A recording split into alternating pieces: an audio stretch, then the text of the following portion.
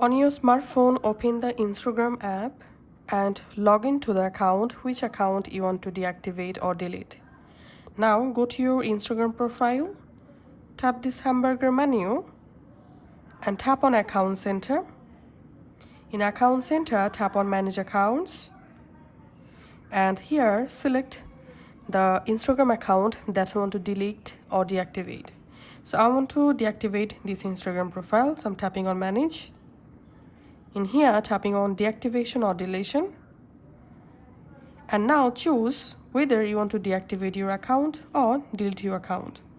Remember one thing, that deactivating your account is temporary and it means your profile will be hidden on Instagram until you reactivate it through Account Center or by logging into your Instagram account. And deleting your account is permanent.